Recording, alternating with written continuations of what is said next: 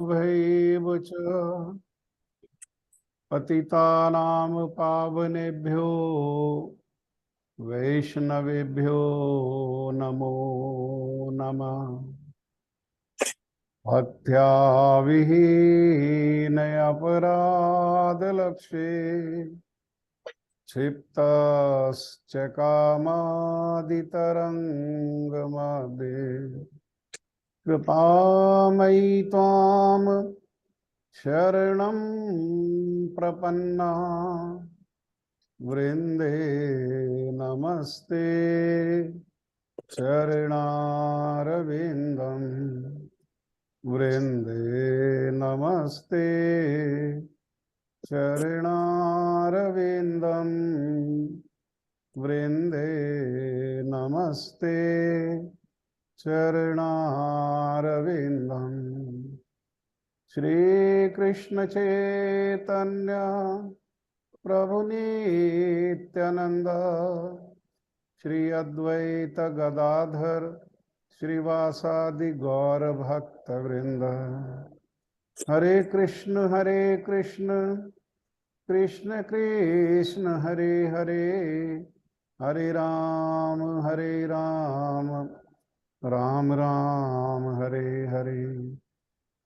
मैं सर्वप्रथम मेरे गुरुपाद पद्म नित्य लीला प्रविष्ट ओम विष्णुपाद परमहंस परिव्राजकाचार्य अस्तोत्र शतयुगाचार्य श्री श्रीमद् भक्ति वेदांत शिल नारायण गोस्वामी महाराज जी के अभय चरणारविंद में अनंत कोटि दंडवत प्रणाम करते हुए उनकी कृपा याचना करता हूँ।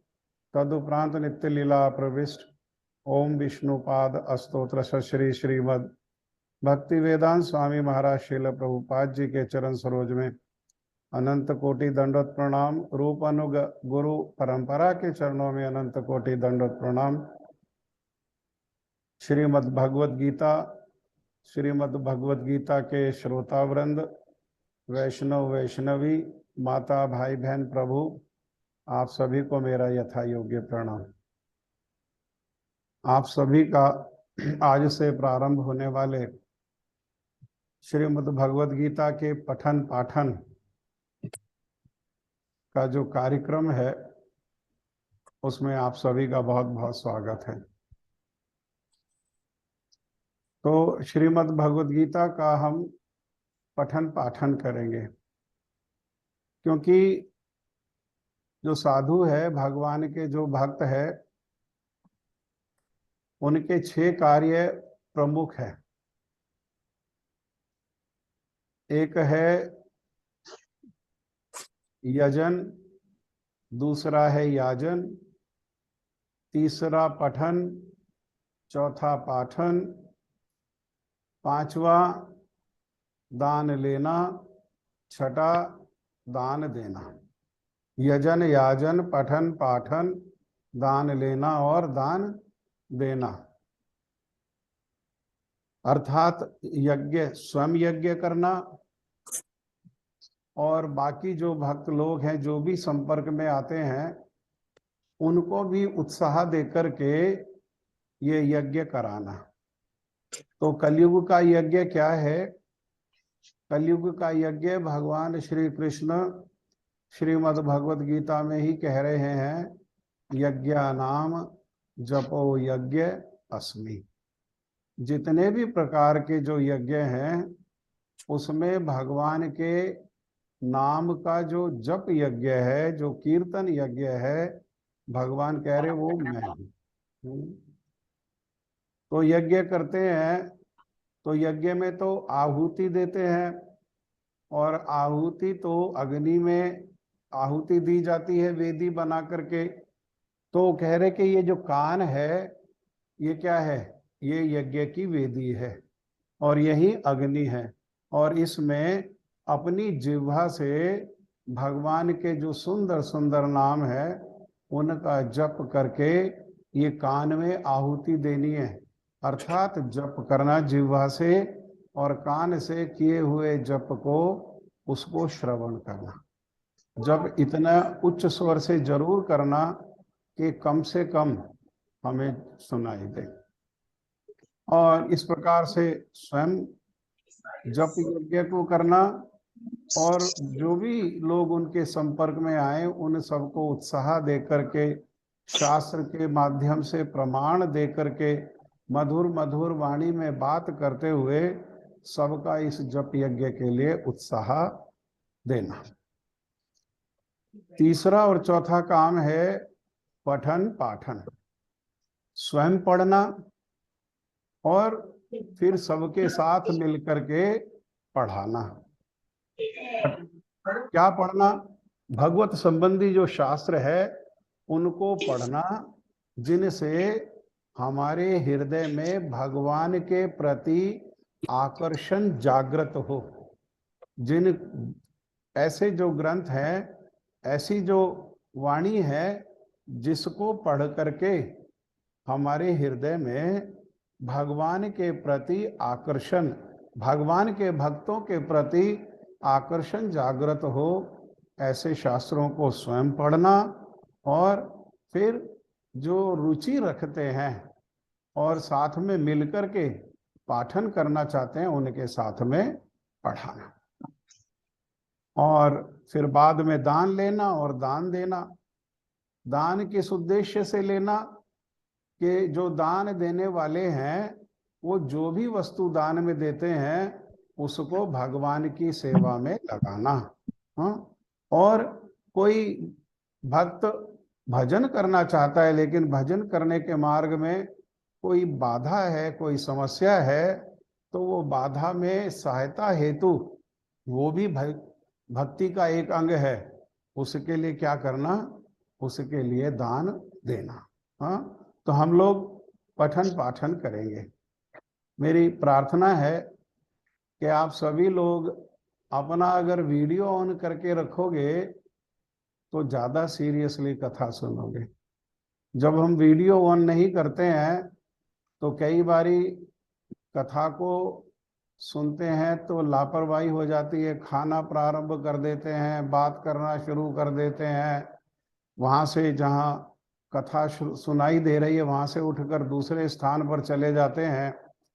तो जितना समय ये लापरवाही होती है उतना समय हम उस कथा से वंचित रह जाते हैं। और कथा कैसी है? कथा वास्तव में कथा नहीं, कथा साक्षात अमृत है।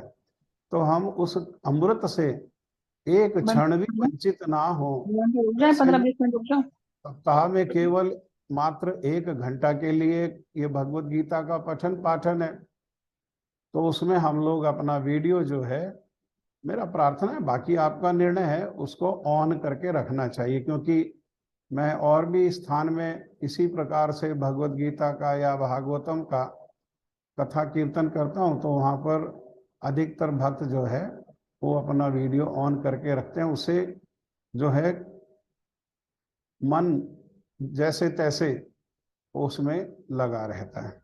इसी उद्देश्य से मैंने ये प्रार्थना किया। और जब हम इस प्रकार से कोई भी ग्रंथ का पठन पाठन करते हैं तो मेरे गुरुजी कहते थे कि अगर हमारे हृदय में इच्छा है कि वास्तव में वो ग्रंथ हमारे बुद्धि के माध्यम से हमारे हृदय में प्रवेश करे, तो हमें क्या करना चाहिए? जो ग्रंथ के जो रचयिता हैं उनके चरणों में हमको प्रार्थना करना चाहिए। तो ये जो श्रीमद् भगवत गीता है, इसके रचयिता शील व्यासदेव जी हैं। रचयिता मत का अर्थ, कहने का अर्थ ये है कि भगवत गीता तो सदा से है, हमेशा से, जब से सृष्टि है तभी से श्रीमद् भगवत गीता का ज्ञान उपलब्ध है। आगे जाकर के हम ये बात को स्वयं भगवान श्री कृष्ण के मुखारविंद से श्रवण करेंगे। तो हमेशा से है, परंतु शील व्यास देव जी ने कलयुग के हमारे जैसे जो लोग हैं उन पर कृपा करके, हमारे जैसे लोगों में दोष है कि हमें स्मरण नहीं रहता, हम भूल जाते हैं। इसीलिए उन्होंने क्या किया? ये शास्त्रों को लिपिबद्ध कर दिया। 4 वेदों की रचना करने पर फिर उन्होंने पंचम वेद के रूप में इतिहास को लिखा और वो इतिहास ही कहलाया महाभारत। और महाभारत में ही भीष्म पर्व में 18 अध्याय और 700 श्लोक में ये श्रीमद् भगवद गीता हमको प्राप्त होता है। तो ये जो महाभारत है ये हमारा इतिहास है, श्रीमद् भगवद गीता हमारा इतिहास है। अन्य अन्य ग्रंथ जो हैं वो हमारा इतिहास है, हमारी हिस्ट्री है। बहुत सारे लोग कहते हैं ये मिथ है, हिंदू माइथोलॉजी। मिथ नहीं है, ये क्या है? ये हमारा इतिहास है। इतिहास के रूप में महाभारत में ही 18 अध्यायों में श्रील व्यास देव जी ने ये श्रीमद् भगवद गीता की रचना करी। इसीलिए अगर हम चाहते हैं कि श्रीमद् भगवद गीता हमारे हृदय में कृपा करके प्रकाशित हो, ये कोई संसार का ज्ञान नहीं है। संसार का ज्ञान साधारण ज्ञान होने पर हम अपनी जड़ बुद्धि से उस ज्ञान को ग्रहण कर सकते हैं, लेकिन भगवद गीता का ज्ञान कैसा है? तो भगवद गीता को ज्ञान को बताते हुए स्वयं भगवान श्री कृष्ण ने इसी श्रीमद् भगवद गीता में कहा, राज विद्या राजगुह्यम पवित्रम इदम उत्तमम।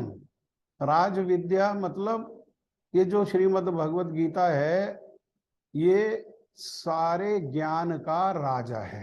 राज विद्या सारी विद्या का राजा है। हाँ, और राजगुह्यम, गुह्य मतलब कॉन्फिडेंशियल, ये मोस्ट कॉन्फिडेंशियल है। मोस्ट कॉन्फिडेंशियल कहने का अर्थ है कि हम सामने भगवद गीता होने पर भी, शब्दार्थ को अध्ययन करने पर भी भगवत गीता में भगवान की क्या भावना है, भगवान क्या कहना चाहते हैं, वो हम ग्रहण नहीं कर सकते। वो छिपा हुआ है, कॉन्फिडेंशियल है। वो क्या है? वो हम साधु को प्रार्थना करने पर और विशेषकर जो ग्रंथ के रचयिता हैं उनके चरणों में प्रार्थना करने पर ये जो श्रीमद् भगवद गीता का ज्ञान है ये हमारे हृदय में प्रकाशित होगा। जब भगवान और भगवान के भक्त हम पर कृपा करेंगे तो हमारे हृदय में ये ज्ञान प्रकाशित होगा। यही विधि है ये भगवद गीता के ज्ञान को ग्रहण करने की। क्यों? क्योंकि श्रीमद् भगवद गीता का जो ज्ञान है ये दिव्य ज्ञान है और दिव्य ज्ञान को जड़ बुद्धि से कोई ग्रहण नहीं कर सकता। अपने शिक्षा के बल पर, अपने ज्ञान के बल पर, अपने बुद्धि के बल पर हम लोग ये भगवद गीता को ग्रहण नहीं कर सकते। हाँ, इसीलिए हम जो भगवद गीता का हमारे आगे भी जो कार्यक्रम हैं उनकी रूपरेखा इसी प्रकार से रहेगी कि प्रारंभ में ये भगवद गीता हमें हमारे गुरु जी से प्राप्त हुआ या जिन्होंने हमको पढ़ाया वे हमारे शिक्षा गुरु हैं। तो सबसे पहले उनके हम ऋणी हैं और भगवद गीता को कहने जा रहे हैं तो हम अपनी जड़ बुद्धि से, जड़ जिह्वा से संसार के विषय को भगवद गीता में मिला करके ना कहें। भगवद गीता को जिस प्रकार से भगवान ने अर्जुन को दिया उसी प्रकार से हमको प्राप्त हो, इसीलिए हम गुरुदेव के चरणों में और साधुओं के चरणों में जिनकी कृपा से ये हमको प्राप्त हुआ है, प्रारंभ में उनसे प्रार्थना करते हैं कि हमारी जिह्वा के माध्यम से कृपा करके वे ही बोलें अर्थात जो उनसे प्राप्त हुआ है जिस रूप में, उसी रूप में हमारी जिह्वा से ये ज्ञान निकले। हम अपने संसार की बातों को, अपनी बुद्धिमत्ता को इसमें बीच में मिश्रण नहीं करें, अर्थात श्रीमद् भगवद गीता का जो ज्ञान है उसको डाइल्यूट नहीं करें। हाँ, अपनी बातों का मिश्रण करने से, संसार की बातों का मिश्रण करने से वो डाइल्यूट हो जाता है। तो वो डाइल्यूट नहीं करें, यथा रूप में हमको ये भगवद गीता का जो दिव्य ज्ञान है वो हमारे हृदय में प्रकाशित हो। इसीलिए हम हर कार्यक्रम को जब प्रारंभ करेंगे तो 8:20 से प्रारंभ करेंगे और 10 मिनट ये गुरु वंदना और महामंत्र आदि कीर्तन होंगे।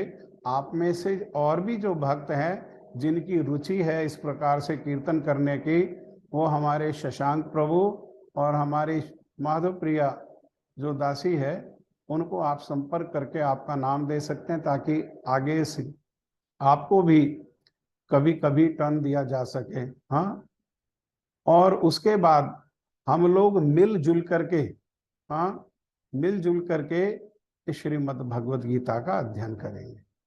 जैसा एक श्लोक है तो उस श्लोक को पहले हम पढ़ेंगे, उसके बाद आपसे प्रार्थना करेंगे। आप भी बारी बारी से श्लोक को दोहरा सकते हैं। साधारण है, सहज है, सरल है, हाँ, तो उसको दोहरा सकते हैं और उसके बाद उस श्लोक में भगवान ने क्या कहा है इस विषय को चर्चा करेंगे।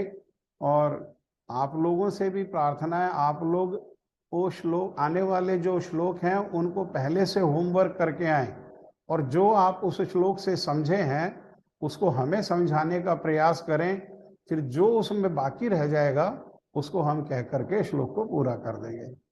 और किसी की कोई जिज्ञासा होती है, विषय से संबंधित कोई जिज्ञासा है, कोई प्रश्न है, कोई कमेंट है, तो आप वो भी बीच बीच में स्वयं को अनम्यूट करके वो जिज्ञासा कर सकते हैं, प्रश्न कर सकते हैं और आपका कमेंट भी कर सकते हैं। और अंत में कथा जब शेष होगी तो 10 मिनट पहले कथा को शेष करेंगे, 9:30 तो 9:20 को, और 9:20 पर क्या है, हम लोग भगवान के नामों का एक माला पर जप करेंगे। अर्थात भगवान का जो महामंत्र है, हरे कृष्ण कृष्ण कृष्ण हरे हरे, हरे राम राम राम हरे हरे, ये इसको हम 108 बारी ये मंत्र को जप करेंगे माला के ऊपर। उद्देश्य है कि प्रारंभ में कथा सुनने के पहले, क्योंकि शाम को कार्यक्रम है तो सारा दिन मन इधर उधर लगा रहता है संसार में, तो संसार से मन एकदम से भगवत गीता में प्रवेश कर जाएगा ऐसा संभव नहीं। क्योंकि पंखा जब चलता है तो पंखा को बंद करने पर वो एकदम नहीं रुक जाता। गाड़ी जो बड़ी स्पीड से आ रही है उसमें ब्रेक लगाने पर गाड़ी एकदम से खड़े नहीं हो जाती। तो वो जो दिन भर का जो कलमश है संसार का, उस कलमश से हृदय को शुद्ध करने के लिए हम कीर्तन करेंगे और भगवान के नामों का, महामंत्र का भी कीर्तन करेंगे। उससे हमारा हृदय क्या है, हमारा चित्त पवित्र होगा और उस पवित्र चित्त में ये भगवत गीता को परोसने का कार्य किया जाएगा। और फिर अंत में जो भगवत गीता का हमने उस दिन श्रवण किया है उसको हम सही सही रूप में ग्रहण कर सकें, अर्थात डाइजेस्ट कर सकें। इसीलिए बाद में भी भगवान के सुंदर सुंदर नामों का जप एक माला पर जप करेंगे। इस प्रकार से ये कार्यक्रम की रूपरेखा रहेगी और हम लोग 3 सप्ताह ये भगवत गीता को सुने। बीच में कोई जिज्ञासा है तो वो भी कर सकते हैं। और फिर प्रत्येक चौथे सप्ताह जो है वो प्रश्न उत्तर का समय रहेगा, उसमें हम अपने प्रश्न उत्तर भी कर सकते हैं।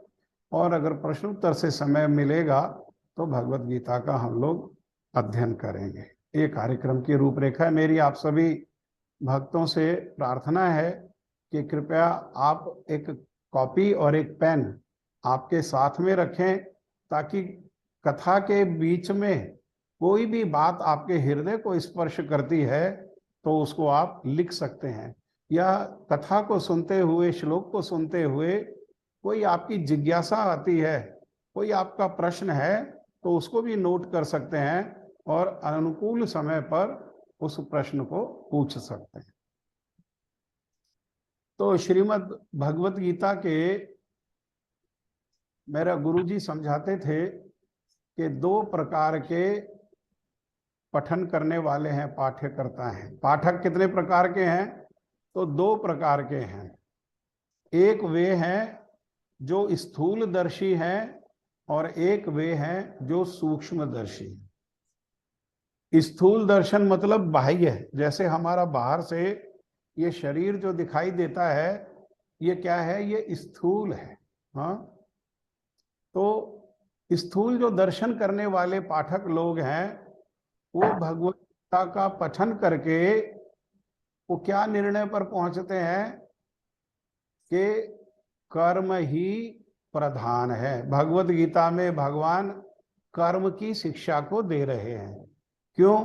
क्योंकि प्रारंभ में अर्जुन जो क्षत्रिय है उसका वर्ण और आश्रम के अनुसार उसका धर्म है कर्म करना, अर्थात युद्ध करना, लेकिन वो युद्ध नहीं करना चाहता था। तो भगवान से इस प्रकार से ये दिव्य ज्ञान को सुन करके उसने युद्ध करना प्रारंभ किया। युद्ध किया इस अर्थात वो पहले अपने युद्ध के कर्म को छोड़ रहा था और फिर भगवत गीता को सुन करके उसका वर्ण जो क्षत्रिय है और आश्रम जो गृहस्थ है वो उसके अनुसार उसने क्या किया? युद्ध किया। ये स्थूल दर्शन है। ये श्रेष्ठ दर्शन तो है, लेकिन ये श्रेष्ठ दर्शन नहीं है। श्रेष्ठ दर्शन क्या है? श्रेष्ठ दर्शन जो सूक्ष्मदर्शी पाठक हैं, जो इस भगवत गीता को सूक्ष्म रूप में दर्शन करेंगे अर्थात श्रवण करेंगे, तो वे क्या है? वे इसी परिणाम पर पहुंचेंगे कि भगवान कृष्ण श्रीमद् भगवत गीता में अपने भक्ति की ओर, हाँ, हमारे जैसे जो लोग हैं जो माया में फंसे हुए हैं उनको माया से निकाल करके अपने चरणों की ओर, अपने सेवा की ओर, अपने प्रीति की ओर वे आकर्षित कर रहे हैं, वे ज्ञान दे रहे हैं। अर्थात भगवत गीता का सार कर्म नहीं, भगवत गीता का सार क्या है? भगवत गीता का सार भक्ति है। हाँ? तो भगवत गीता को श्रवण करने के पहले थोड़ा सा हमको इतिहास को जानने की आवश्यकता है। और वो इतिहास इस प्रकार है कि एक बहुत शक्तिशाली राजा हुए। उन राजा का नाम था श्री भरत महाराज। भरत महाराज राजा होने के कारण उनसे जो वंश चला वो सारा का सारा वंश भरत वंश कहलाता है। और ये देश जिसमें हम रहते हैं उन्हीं के नाम पर, भरत से ही इस देश का नाम हुआ भारत। तो ये एक भरत नहीं है, ये तीन भरत है। सबसे पहले भरत हुए भगवान श्री ऋषभ देव के जो पुत्र भरत है उनके नाम पर भारत हुआ। और फिर धीरे धीरे धीरे धीरे धीरे स्थान बंटता गया और नामों में परिवर्तन होता गया। तब त्रेता युग में भगवान श्री राम के भ्राता भरत, उनके नाम पर इस देश का फिर से नाम जो है भारत हुआ। और तीसरी बार वो कालिदास जी ने जो एक काव्य की रचना करी और उसमें एक महारानी और एक राजा, उनके पुत्र के रूप में जो भरत जी जन्म हुए, उनके नाम पर फिर ये देश का नाम भारत हुआ। उन्हीं भरत से ये भरत से ये भारत वंश हुआ, भरत वंश हुआ। और उसी भरत वंश में एक राजा हुए, उनका नाम शांतनु था। शांतनु का प्रथम विवाह श्री गंगा जी से हुआ और गंगा जी और शांतनु के अनेकों पुत्र हुए। उनमें से जो जीवित रहे उन्हीं का नाम आगे चल करके ये भीष्म पितामह हुआ। और शांतनु का दूसरा विवाह सत्यवती से हुआ। और सत्यवती और शांतनु के 2 पुत्र हुए। एक बेटा का नाम चित्रांग और दूसरे बेटे का नाम हुआ विचित्रवीर्य। एक बेटा जो विचित्रवीर्य और चित्रांग में बीच में ही उसका शरीर छूट गया, और दूसरा जो बेटा है उसकी 2 रानियां हुई, लेकिन 2 रानियों से कोई संतान नहीं हुई। तब सत्यवती ने अपने बड़े पुत्र शील व्यास देव जी, जो पारशर मुनि और सत्यवती के पुत्र हैं, शील व्यास देव जी को बुला करके ये संतान के लिए प्रार्थना किया। और शील व्यास देव जी ने उपाय सुझाया कि जो भी स्त्री संतान के इच्छुक है वो निर्वस्त्र अगर मेरे सामने से निकलेगी तो मैं अपनी दृष्टि के द्वारा, उनकी दृष्टि साधारण नहीं है, उनकी दृष्टि कैसी है, दिव्य दृष्टि है, उससे मैं उनके गर्भ में संतान को स्थापित कर दूंगा। अभी संसार की साइंस यहां पर पहुंचना है, संसार के साइंस को, संसार के ज्ञान को अभी यहां पर पहुंचना है, अभी ये उपलब्धि हुई नहीं। अर्थात इसका अर्थ क्या है कि हमारा इतिहास इतना गौरवशाली है कि तब विज्ञान भी इतना उन्नत था कि संतान उत्पत्ति इस प्रकार से भी की जा सकती थी।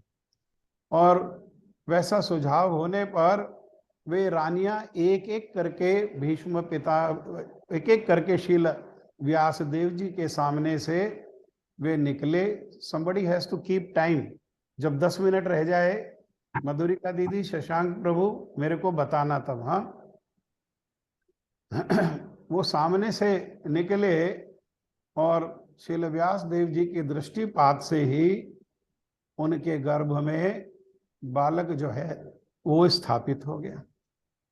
परंतु 2 रानियां जब निकली उनमें से जो बड़ी रानी थी उसने लज्जावश अपने अंगों को अपने हाथ से छिपाने का प्रयास किया,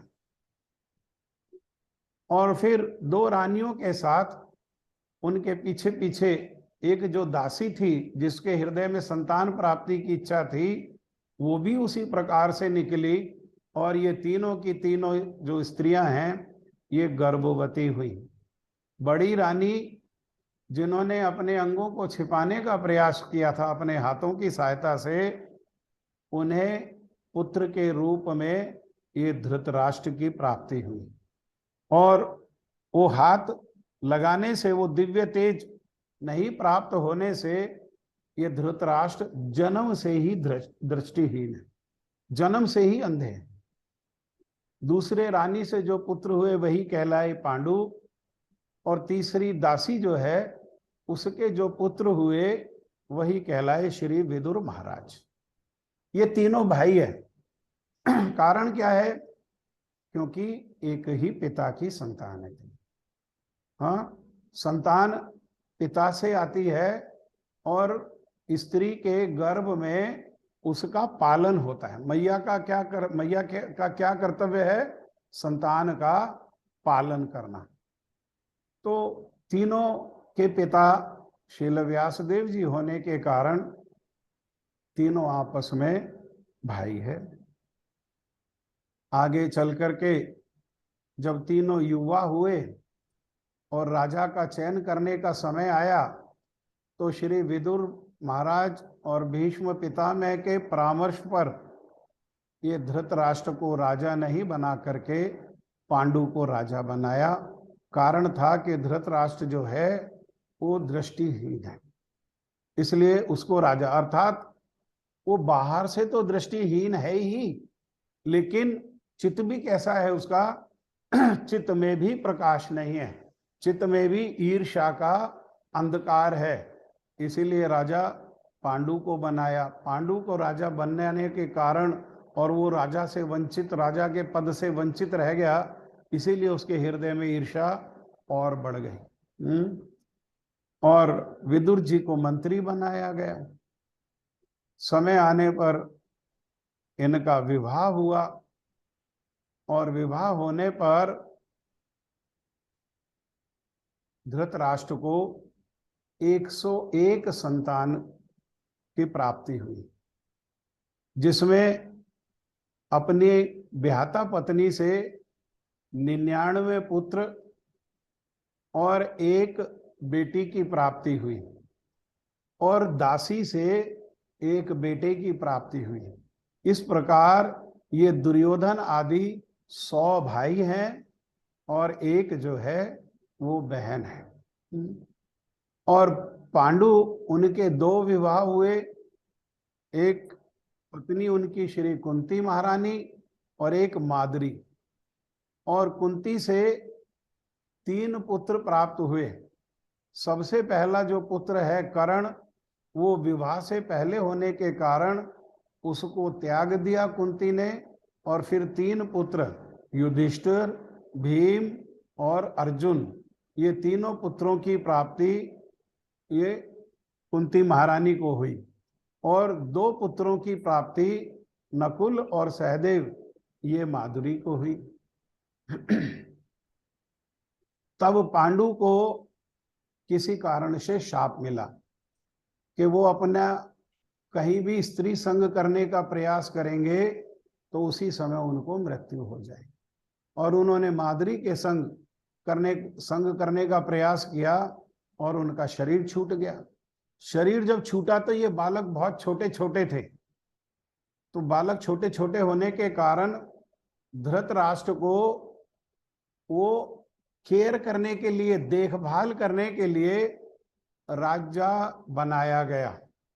अर्थात जब तक ये युधिष्ठिर आदि बड़े होते हैं और राजा बनने के योग्य होते हैं, तब तक राज्य की देखभाल कौन करेंगे? तब तक राज्य की देखभाल धृतराष्ट्र करेंगे। और धीरे धीरे ये बच्चे बड़े हुए, परंतु कौरवों में और पांडवों में बड़ी वैमनस्यता है। विशेषकर दुर्योधन जो है बहुत ईर्ष्या रखता है पांडवों के प्रति, और जब बड़े हुए तो इसी दुर्योधन ने लाक्षागृह में 5 पांडवों को और कुंती को जला करके मारने का प्रयास किया।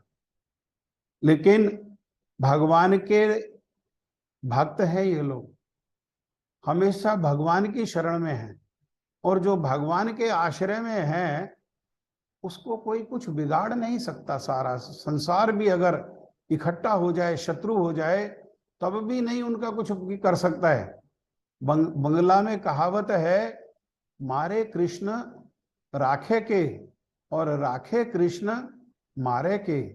जो भगवान श्री कृष्ण के द्वारा रक्षित हैं उनको संसार में किसी का साहस नहीं कि उनको मार सके, और जिसके कृष्ण ही शत्रु हो गए, हाँ, जिसके लिए कृष्ण ने ही विचार कर लिया मारने के लिए, तो सारा संसार भी एकत्र हो जाए तब भी उस व्यक्ति की भगवान श्री कृष्ण से रक्षा नहीं कर सकते। ये भगवान के भक्त हैं, भगवान के भक्त होने के कारण ये हमेशा भगवान श्री कृष्ण के द्वारा रक्षित हैं।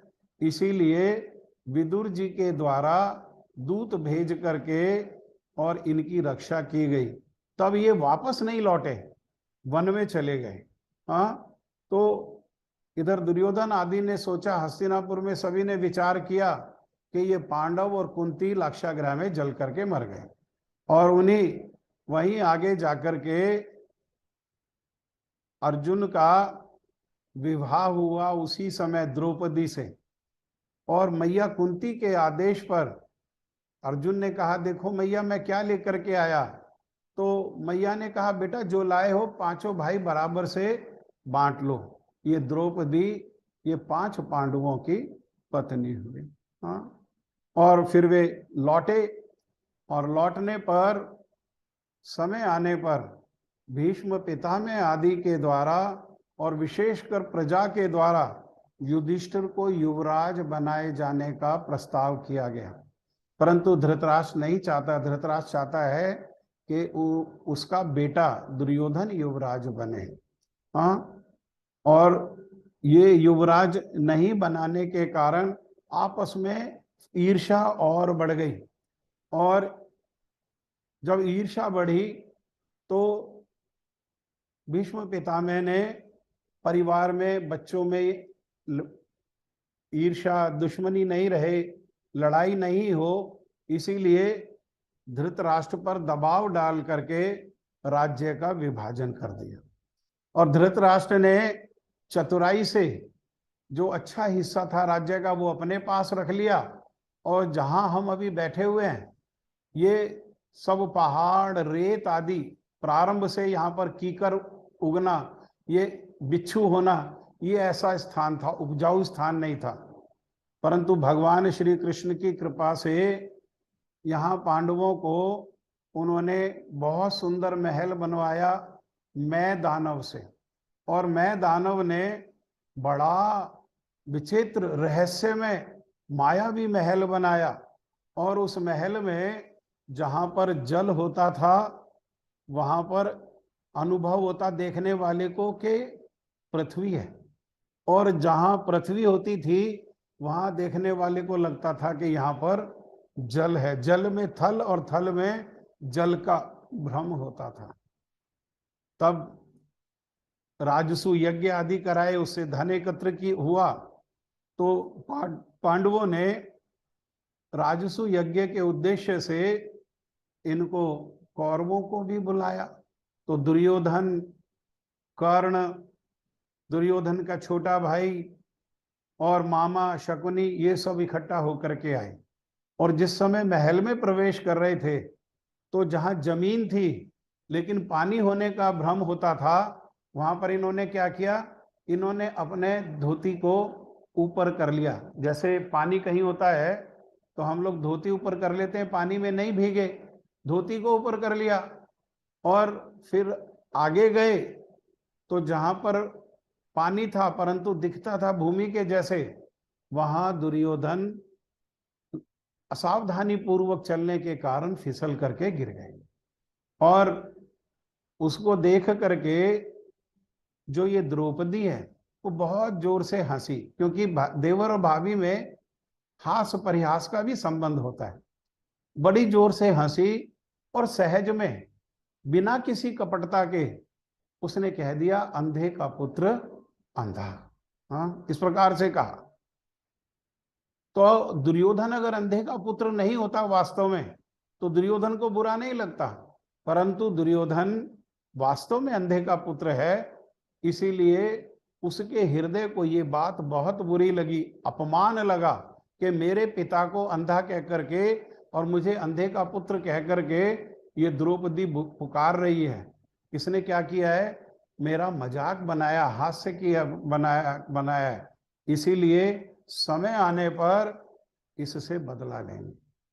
और समय आया, पांडवों को जुआ खेलने के लिए बुलाया गया और वहां चालाकी से, दुष्टता से सब कुछ जीत लिया।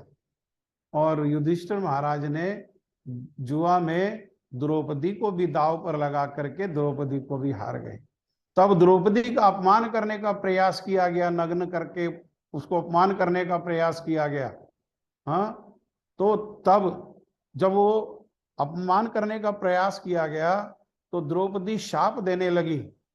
तब दुर्योधन की माता ने हाथ जोड़ करके द्रौपदी को विनती किया कि आप शाप नहीं दो, और मैं क्या करती हूँ, ये जितना भी आपने जुआ में जो कुछ हारा है ये सब आपको वापस कर देते हैं। और लेकिन दोबारा फिर जुआ के लिए बुला लिया, और दोबारा जब जुआ हुआ तो उसमें अंत में शर्त रखी गई कि जो हारेगा वो 12 वर्ष के लिए वन में जाएगा और 1 वर्ष अज्ञातवास अर्थात 13 वर्ष के लिए वनवास करेगा। पांडव हार गए, हार करके 12 वर्ष के लिए वन में चले गए, 1 वर्ष के लिए अज्ञातवास में रहे, और जब लौटे तो तब दुर्योधन ने और धृतराष्ट्र ने उनको सुई के बराबर भी भूमि देने के लिए मना कर दिया, उनका राज्य नहीं लौटाया। इसी कारण ये युद्ध ठहर गया। और युद्ध जब ठहर गया तो युद्ध के लिए क्षेत्र का चयन किया गया। तो जहां कुरुक्षेत्र, कुरु जमा क्षेत्र, कुरु का खेत जहां था उस स्थान पर, आजकल के जैसे युद्ध नहीं कि युद्ध में बस बम गिरा दें और जो स्त्रियां हैं वे भी मारी जाएं, जो छोटे छोटे बच्चे हैं वे भी मारे जाएं, हॉस्पिटल में जो मरीज हैं वे भी मारे जाएं। इस प्रकार से युद्ध नहीं होता, तब धर्म युद्ध होता है। और धर्म युद्ध के लिए अर्थात कुरुक्षेत्र का चयन किया गया। खेतों में जहां जंगल है वहां युद्ध होगा। जो युद्ध की इच्छा से आएगा यहाँ पर उसी के बीच में युद्ध किया जाएगा। जो बाकी लोग युद्ध में भाग नहीं लेना चाहते हैं उनको युद्ध से दूर रखा जाएगा। और जब युद्ध प्रारंभ हुआ तो युद्ध के नियम बनाए गए और युद्ध शुरू हुआ मोक्षदा एकादशी के दिन से। हाँ, एकादशी के दिन से युद्ध प्रारंभ हुआ। और युद्ध प्रारंभ होने पर अर्जुन ने भगवान श्री कृष्ण जो अर्जुन के सारथी बने हुए हैं उनको आदेश दिया कि मेरे रथ को दोनों सेना के मध्य में ले चलो। क्या समय हुआ? 9:20 होने पर आप मेरे को बता देना। दोनों सेनाओं के मध्य में ले चलो। दोनों सेनाओं के मध्य में गए तो सामने अपने गुरु जी को देख करके, अपने दादाजी को देख करके, अपने भाइयों को देख करके, अपने संबंधियों को देख करके मोहित हो गए और युद्ध नहीं करना चाहते हैं। तब कुरुक्षेत्र के मैदान में उस समय ये अर्जुन का मोह नहीं, वास्तव में संसार में हम लोग जो मोहित हैं, द्वंद्व में मोहित हैं। यहाँ द्वंद्व है। क्यों? क्योंकि कारण क्या है? भगवत गीता में भगवान श्री कृष्ण कहते हैं कि हम जन्म लेते हैं और जन्म लेकर के हमारे हृदय में पहले से भोग की बड़ी बड़ी कामनाएं और बड़ी बड़ी इच्छाएं रहती हैं। वो इच्छा और कामना के मार्ग में बाधा होती है, पूर्ण नहीं होती है, तो उससे हृदय में क्या आ जाता है? हृदय में ईर्ष्या आ जाती है। किस प्रकार ईर्ष्या आ जाती है? कि जो हमारे मन में इच्छा है, जो हमारे मन के अनुकूल है संसार में, वो उसे तो हम कहते हैं ये हमारा है, ये मेरा है। और जो हमारे मन के अनुकूल नहीं है उसे हम कहते हैं ये पराया है। यहां से द्वंद्व प्रारंभ हो जाता है। पहला द्वंद्व क्या है? सारे द्वंद्वों का मूल है मेरा और पराया। अयम निजहा परोवेति, ये जो है सारे द्वंद्वों का मूल है। और फिर यहां से बाकी द्वंद्व प्रारंभ हो जाते हैं। लाभ हानि, दिन रात, युवा वृद्ध, जन्म मृत्यु, हाँ, सत्य असत्य, सुख दुख। और इन्हीं द्वंद्वों में जीव लगा रहता है, मोहित हो जाता है। तो हमारे मोह को दूर करने के उद्देश्य से अर्जुन के माध्यम से ये श्रीमद् भगवत गीता का ज्ञान हमको प्रदान किया। हाँ, ये श्रीमद् भगवत गीता विचार कहा अर्जुन के लिए है, लेकिन अर्जुन से कहा भगवान ने, प्रश्न भी अर्जुन ने किए हैं, लेकिन वास्तव में ये के ज्ञान केवल अर्जुन के लिए नहीं, ये अर्जुन ने जो प्रश्न किए हैं वे संसार में रहने वाले लोगों के ही प्रश्न हैं। अर्जुन के माध्यम से भगवान ने कोई ऐसा प्रश्न नहीं है जो नहीं कराया हो, जिसका उत्तर नहीं दिया हो भगवान ने। जो भी प्रश्न संसार में संभव है उन सारे प्रश्नों का उत्तर भगवान श्री कृष्ण ने अर्जुन के माध्यम से हमें दिया है। अर्थात ये श्रीमद् भगवत गीता में संसार की कोई ऐसी समस्या नहीं है, संसार का कोई ऐसा प्रश्न नहीं है, संसार का कोई ऐसा संशय नहीं है जिसका हल भगवान श्री कृष्ण के उत्तर के रूप में भगवत गीता में ना। इसी कारण से ये श्रीमद् भगवत गीता सभी के द्वारा स्वीकार किया गया ग्रंथ है। सारे संसार में सबसे ज्यादा स्वीकार्य किया जाने वाला ग्रंथ ये श्रीमद् भगवत गीता है। यूरोप में, अमेरिका में, कनाडा में वहां जाएंगे, वहां अगर होटल में भी जाते हैं तो होटल के रूम में भी हमको ग्रंथ के रूप में श्रीमद् भगवत गीता वहां पर मिलता है। कितने ही यूनिवर्सिटी हैं, वेस्टर्न कंट्रीज के भी कितने यूनिवर्सिटी हैं जहां श्रीमद् भगवत गीता को पढ़ाया जाता है। हाँ, तो सबसे ज्यादा जो स्वीकार्य ग्रंथ है वो श्रीमद् भगवत गीता। हाँ, अब श्रीमद् भगवत गीता को जो ग्रहण करने वाले हैं वो सब एक ही स्तर पर नहीं है, उनका स्तर 5 लेवल पर है, अलग अलग 5 प्रकार का स्तर है।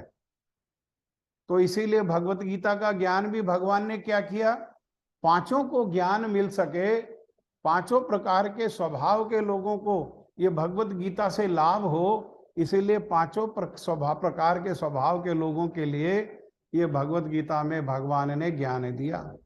सबसे पहले साधारण जो लोग हैं उनको साधारण ज्ञान दिया श्रीमद् भगवत गीता में। श्रीमद् भगवत गीता में साधारण लोगों के लिए भी ज्ञान है। जैसे संसार में साधारण लोगों के लिए ज्ञान है, आंख में अंजन दांत में मंजन नित कर नित कर नित कर, हाँ ये साधारण ज्ञान है, संसार के लिए ज्ञान है। खाकर कुल्ला जग कर कसरत नित कर, ये साधारण ज्ञान है। इसी प्रकार से भगवान ने भगवत गीता में ज्ञान दिया।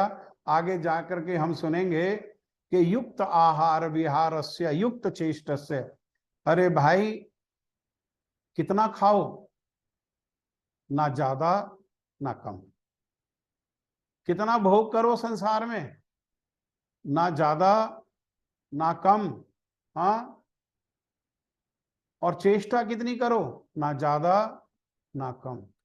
ये साधारण ज्ञान, साधारण लोगों के लिए। उससे जो श्रेष्ठ लोग हैं उनके लिए श्रीमद् भगवत गीता में भगवान श्री कृष्ण ने गुह्य ज्ञान को प्रदान किया। ब्रह्म का ज्ञान जो है वो गुह्य ज्ञान है, इसको फिर आगे जाके चर्चा करेंगे। अभी प्रारंभ है हमारा, थोड़ा सा भगवत गीता में हम उन्नति करेंगे तो धीरे धीरे भगवान श्री कृष्ण ही सारे बातों को बताएंगे। अभी हम केवल थोड़ा सा सुन लें और सुन करके कहीं नोट कर लें, और समय आने पर ये सारी जिज्ञासाओं का निवारण होगा। दूसरे प्रकार के लोगों के लिए, उनसे भी जो श्रेष्ठ हैं, उनको ज्ञान दिया गुह्यतर ज्ञान।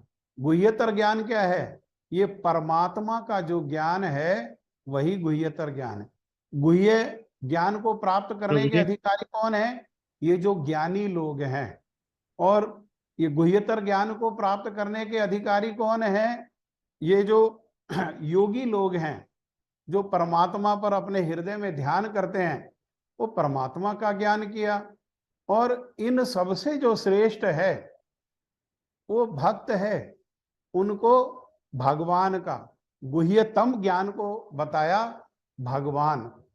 और फिर पांचवें प्रकार के जो लोग हैं उनके लिए सर्वगुह्य ज्ञान दिया।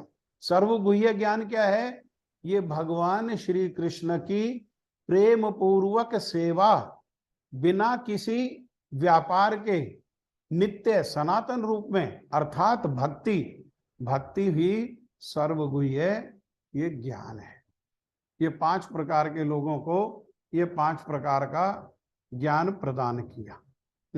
ये तो हम क्या करेंगे, हम लोग अभी किस अवस्था में हैं, साधारण अवस्था में। साधारण अवस्था से भगवत गीता की सहायता से श्रीमद् भगवत गीता को सुनते हुए हम धीरे धीरे क्रमशः उन्नति करेंगे। जैसे कोई भी संसार में कोई भी चीज कैसी होती है, क्रमशः, हाँ, हर चीज का क्रम है, उस क्रम से उन्नति होती है। नर्सरी से केजी, केजी से फर्स्ट, दूसरी तीसरी चौथी 12वीं, और फिर ग्रेजुएशन, और फिर पोस्ट ग्रेजुएशन, और फिर उसमें डॉक्टरेट। किसी ने हरे कृष्णा प्रभु जी, 8 मिनट रह गए, आपने कहा था रिमाइंड कराने के लिए। हाँ हाँ, तो जप करो। कौन जप करेगा, कोई जप करो। बाकी लोग म्यूट करके अपने आप को साथ साथ जप करेंगे। सब लोग अनम्यूट नहीं करेंगे, केवल जो जप करने वाले हैं वही अनम्यूट करेंगे। कौन जप करेगा, किसकी इच्छा है जप करने की? माला किसके पास है, हैंडी किसके पास है माला? प्रभु जी मेरे पास है। मैं कर लूं? अच्छा, करो आप करो। करो।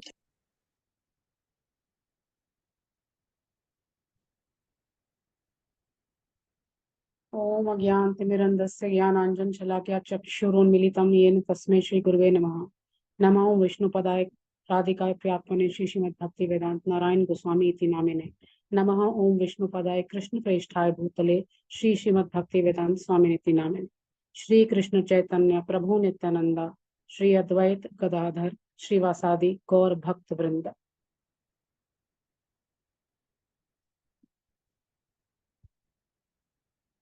हरे कृष्ण कृष्ण कृष्ण हरे हरे, हरे राम राम राम हरे हरे, हरे कृष्ण कृष्ण कृष्ण हरे हरे, हरे राम राम राम हरे हरे, हरे कृष्ण